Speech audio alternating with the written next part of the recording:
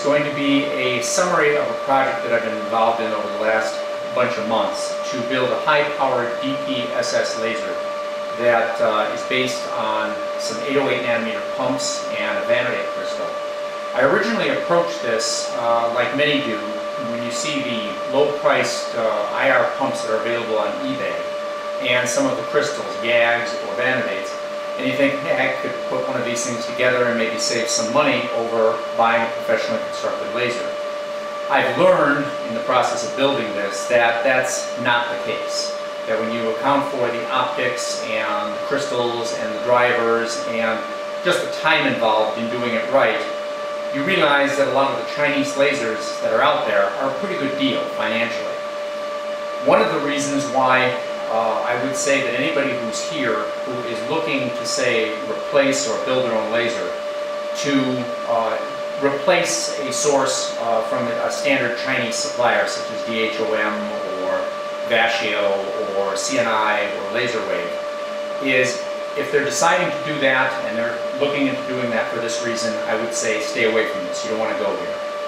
But if you are interested in building a laser for the reasons of producing very high powers, the commercial lasers up to about 2 watts are a very good deal financially. And even if you're willing to polarizing beam splitter, combine a couple of lasers with a wave plate, you can go up to 4 watts pretty economically. Once you move above that energy, the cost begins to skyrocket very quickly. And that is when building your own laser, if you're willing to take the time, can start to make financial sense. If you want to build a laser that produces a more lab quality type of beam, there's an argument for building a laser yourself. If you're interested in learning the physics and doing the mathematics and actually constructing the laser, understanding it better, that's another reason. One thing that you will find too is that if you build one of these and you go through the learning curve, you will be then equipped to move on, and access to the inside of the cavity allows you to do some interesting things that can't be done unless you have access to the beam within the cavity, which is not possible with commercial lasers. For example, you can do mode locking. You can place saturable absorbers within the cavity that will absorb light up to a certain energy and suddenly, almost instantaneously, become transparent. And they work as a passive Q switch to allow the cavity to build up trains, very rapid trains, megahertz frequency trains of very short, intense pulses, orders of magnitude higher energies than you can with a continuous wave laser, and facilitating the development of, say, higher order wavelength mixing, blending wavelengths beyond just doubling. You can also do Raman shifting by placing different crystals within the cavity. You can use the Stoke shift or the Raman principle to down convert the fundamental wavelength from the 1064 of the neodymium down to a wavelength of the 1120 range or the 1169 range. And when doubled will produce yellow and orange laser light, which is very uncommon and difficult to obtain by any other means. That's the next step for this project, not just a high-powered green, but to move into the unusual wavelengths. So, if you've decided to go ahead and do this, let me lay out some of the philosophies of why you build the laser a certain way. I'm not going to talk about amplifier oscillator systems, 2-stage systems with timing circuitry between them is too complicated. I'm also not going to talk about ring lasers, again, too complicated. Basically, the kinds of lasers that you would be building are either the monolithic lasers, which is what you think of when you think of 2 mirrors forming a cavity, and the crystal that generates the energy, and the crystal that does the doubling, the KTP, all incorporated within one linear path. That's generally how most of the lower power lasers that come from China are done, and it's economical, it's easy to align, it is a very low loss system, so in some unusual exotic systems looking at very low gain lines, it's actually the better alternative to the more complex systems. But it is also a less efficient way of converting the pump light into green laser light. The reason being that the alternative systems that are either called the L-fold or the Z-fold use a mirror, a curved surface, not just a flat surface, to bend the cavity into 2 distinct sub-regions. One region is separated from the other region by an optic that has power. So as a consequence, you have two foci. And you can design that cavity such that there's a very tight focus of the laser light in one arm, and that facilitates the second and third harmonic frequency generation, which needs intense light. That's why it's done intercavity, and that's why you want to do it at a focus. On the other hand, the other arm allows you to produce a rather cylindrical beam, larger diameter, that has a better correspondence to the diameter of the pumping beam. So you utilize the energy in the crystal more efficiently. Therefore, it's a more efficient way of converting light. The system that I built here is a modification of the L-fold, which is called a Z-fold. And what you do in that case is you take one of the arms of the L-fold laser, in this case the arm that contains the pumping crystal, the vanadate, and you bend it. And in my case, you bend it with a flat optic. And in all the literature that I've seen, a flat optic is what's used to convert an L to a Z, though I guess theoretically it could have power of its own. But because I've bent it at this point, it really is an L-fold, but it makes possible the access to both ends of the crystal. So therefore I can linearly pump both ends of the crystal by placing an IR pumping source at each end. The advantages here are that the dreaded thermal lensing that occurs in any of these solid-state lasers due to the heat developed from both the pumps as well as from the lasing process itself causes distortions to the surface, and it's not linear, it's quadratic. So if you can take a given amount of pump energy and divide it between the two sides, you decrease the thermal lensing by the square root of 2 and can allow higher energies with good beam qualities. And that's why I chose the extra complexity, the extra space, and the extra money involved in doing a Z-fold. As you can see, the layout here involves a crystal, in this case vanadate, held in a thermal block made out of aluminum. It could have been made out of copper, but copper's hard to machine, and I like working with aluminum, so it's my party, so I decided to use aluminum. But nevertheless, what it is a large block that contains a cooling loop and a cap block that retains the crystal against the base block. I use liquid cooling or water cooling, which I'll explain a little bit later as to the justification for. But it is not necessary in this type of a laser to thermally regulate the vanadate. It is important to keep it cool, but because the center column of light that's going through there, the pumped area of the crystal, which is on the order of maybe 500 microns in diameter, runs several hundred degrees centigrade warmer than even the periphery of the crystal. And that temperature varies wildly depending on how you're modulating or what energies you're running at. There's no practical application or use to regulating the temperature of the thermal block to 1/10 of a degree because it's going to have no effect on the net temperature inside. So keeping it cool, because you're dumping a lot of power in it, is important, but regulating it is not. The KTP is a little different. The KTP is designed to be placed at a foci between these two mirrors, which it is, and it does require thermal regulation because the KTP, when it does its second harmonic generation, has to do so at a very precise angle to the incoming light. There are two classes of KTP that are cut. One cut to run at a higher temperature, around 70 degrees centigrade, and the lower temperature crystal that's cut to run at about 25 degrees centigrade. Those are not magic numbers. In other words, you don't have to run the KTP at 70.000 degrees. But what happens is the angle at which you place this crystal is coupled with the temperature that you're running it at. So if you adjust this to a certain angle that works best, if you change the temperature by even 1/10 of a degree, I found that's the threshold, 1/10 of a degree centigrade, you'll find that you'll get a noticeable degradation in your energy output. So not a magical temperature, but it must be a fixed temperature for any given alignment. The particular mount that I use here has to have a lot of degrees of freedom. It not only needs to be translatable, because you have to place it at the beam focus optimally. It has to be tip and tilt adjusted. It also has to be rotatable. You'll notice if you look at the end of the crystal, it's a square aspect ratio. It's a square shape. But you'll notice it's at a 45-degree angle. It looks like a rhomboid or a diamond. That's because the way these are cut, they operate not at the same sort of axis as the vanadate crystal is, but 45 degrees to there. The reason you can't just cut a groove is because it's not 45 degrees, it might be 43, 44. So this actually rotates and is secured by these two screws within this mount here. This mount is isolated pretty thermally from this, and the base because there's stainless steel components here. As a consequence, I needed to get this thing thermally regulated, and hence the crystal that's thermally coupled to it regulated. And I do so by placing a TEC between a water block and this block. And the TEC is then controlled by a wavelength electronics temperature controller over here. This temperature controller can hold the temperature of the crystal, both heating and cooling, to about 1/10 of a degree, and that's what I find to be useful. In addition, the temperature controller here benefits from the fact that because this thing here is being cooled or heated, there's waste heat that needs to be removed. I do this again with the water cooling, and now the justification for the water cooling. These tubes that you see here are extremely soft and compliant.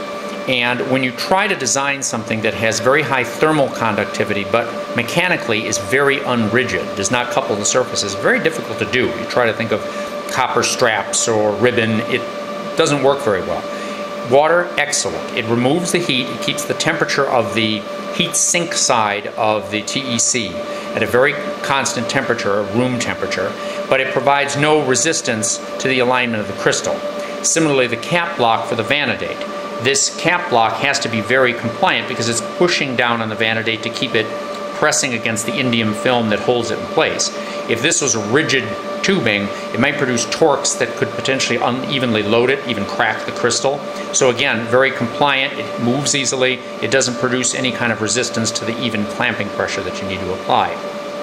The water and a small amount of anti-corrosion material that makes this slightly pink circulates within this billet block of aluminum that was machined to operate both as a reservoir and a thermal contact that sends the heat that it sucks out of the system using a small electric 12-volt pump to pump the water in a closed cycle, and it works very, very well. It does not leak and keeps the temperature of the components at a very nice even room temperature threshold, and dumps all of the heat through to this enormous heat sink, which forms the base of the entire laser here. The other component that needs to be thermally regulated are the pumps. Thanks, Steve. I appreciate the loan of the small pump for proving whether or not this system would work. But after I proved that the laser diodes would operate best in a fiber-coupled mode, I went ahead and ordered much more powerful versions of the test fiber-coupled module. And so I've set these up to drive the laser with fiber input as opposed to the original design, which would have been a less expensive, I thought I was being clever, FAC-corrected 808 nanometer diode, an F-mount diode. The diodes, let's see if I have an example here. I had built this real nice thermal block for to support and allow me to mount them on either end of the laser. This was the original design. And by using both the collimation optics and a focusing optic in here, and even some cylindrical lenses in front of here, I was able to manipulate the beam to produce a very nice spot, a very nice focus right at the front of the diode. And what I found is it worked surprisingly poorly. The problem is that I was a little naive in assuming that thermal lensing is a sort of low-order process. You throw heat on the end of the crystal, it bulges, it forms a lens-like element, and changes the configuration of the cavity. Effectively makes the cavity move toward the confocal state and potentially beyond that to an unstable state. The naivety was that diodes, FAC-corrected or not, are square in their beam shape. And they're not even homogeneous over the square. They've got multi-mode bands in them, they've got pointy little corners, and so they produce a lot of high-order energy deposition on the surface of the crystal.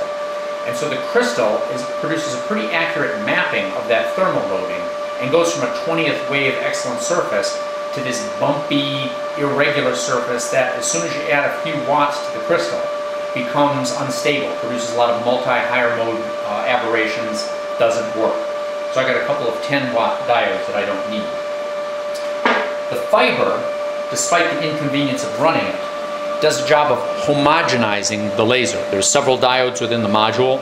They're all fiber coupled into a single fiber that fires 200 microns spot right out of the end of the little holder. And by that time, you have a very homogeneous beam. When you defocus it, you get a nice, smooth, bell-shaped or Gaussian-shaped curved energy profile. And that is more important than I ever realized. I didn't realize that originally, but it's one of the reasons why this laser produces such an excellent beam quality, which I'll demonstrate in just a couple minutes. The overall layout is pretty obvious. The only thing I haven't covered is that I didn't use water cooling. I was going to get into this, but I'll do it now.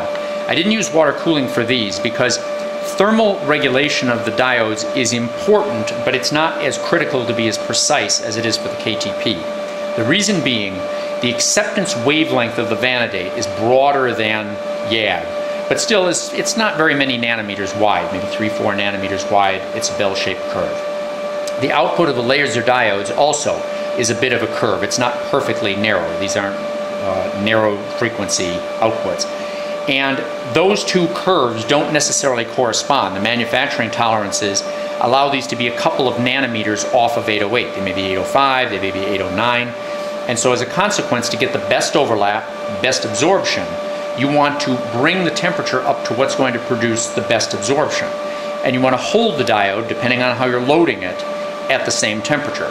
So what I do here is I simply mount them on a large thermal block, good thermal contact through indium, sandwich a TEC down to this enormous heat sink, and run simple, I'm having a mental block. I'm essentially running a switch, an electronic switch, a relay, that allows these small devices to read the temperature in Fahrenheit to the little thermal coupler that I have inside of the block. And these maintain the temperature to about 1 degree Fahrenheit, which is about a half a degree centigrade, which is about 1/8 of a nanometer of accuracy in thermal control. And they work. It does a fine job. These are relatively inexpensive on eBay, and they do a nice job of also keeping an eye on the temperature of the diodes. You can then ramp them up and ramp them down while you're measuring the power and determine the sweet spot for overlap of the wavelengths. That's pretty much the idea here. Before I just go to a power demonstration, I'll just explain, I only have one of the fiber diodes in here right now because once I put this other one in here, it's going to get kind of cluttered, and I thought it might be easier just to show this at this point with the one diode put in, but obviously there's going to be a coil, let me just reach in front of you, mounted here like this, wrong, on this little guy, that will couple in to here to allow me to pump both ends of the crystal, and that'll allow me to up the power output. And as I'll show you, the power output is pretty impressive. So I'll take a little pause now, and I'm going to set this up so it's safe for the camera to take a picture, and I'll give a demonstration of the power. Okay, now what I've done is put a piece of aluminum over here just to keep any kind of stray reflections from getting into the camera. I don't want to fry the CCD if possible. And just to demonstrate a power reading on this, I'm currently running the unit at only 40% power with one pump, and I'm running well over 2 watts, depending on the nature of the temperature of the control. It'll run between 1.2 and 2.2 and 2.3 watts. So I'm anticipating easily being able to get this laser up to 10 watts. That's what I anticipate I'll probably see when running at full power. And probably a good 2-3 watts of yellow or orange as soon as I move over to the next phase, which is to do the rounding. I'm also going to show you an example of the quality of the beam. So I'm going to again pause the camera. I'm going to set this up at a real low power, and we'll see if we can put a protective cover over the camera so we can actually look at the beam spots. Okay, now finally what I've done is I've turned the power way down, just above threshold, in order to demonstrate the quality of the beam that comes out of here. I don't want to fry the camera lens. So what I did is I also taped a pair of these goggles in front of the lens that are an OD about 2 that should reduce the amount of light transmitted at the point that it's safe to image the beam. What I've then done is I've placed a positive lens in here to counteract the fact that the output coupler, because it is a positive focal length mirror, it is a concave surface, light that goes through it treats it as a negative lens. It defocuses the beam. So it doesn't spread because of aberrations, it spreads simply because it's being defocused. So the positive lens counteracts that at a point when the beam is about a little over 1 square in size. And these squares are 2.5 millimeters by 2.5 millimeters. So it gives you an idea of the exit beam that can be achieved at this point if the lens is put here, or a more powerful lens is put a little closer in there. Nevertheless, the 3 millimeter beam then moves across the room, strikes a reflective mirror over here, and at a distance of about 8 meters, strikes another graph paper over here on this wall. And as you can see, if you get real close here and zoom in, the spot on this paper is much less than the size of one of these graph squares. It's probably down to about 1 millimeter. Now, I'm not claiming that this laser is the first laser in history with negative divergence.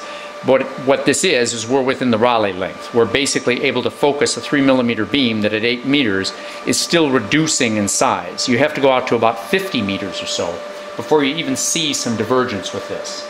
So the beam is probably got a divergence that would be typical with a 3 millimeter beam when you finally go out to say half a mile away, of about 1/5 to 1/4 of a milliradian.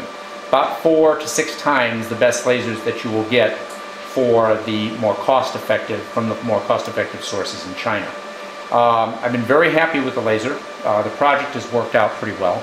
I'm glad to be done with it, and I'm looking forward to moving to the next phase, which is going to be the Raman and unusual colors. So I hope you enjoyed the video. I enjoyed doing it, and look forward to talking to you next time.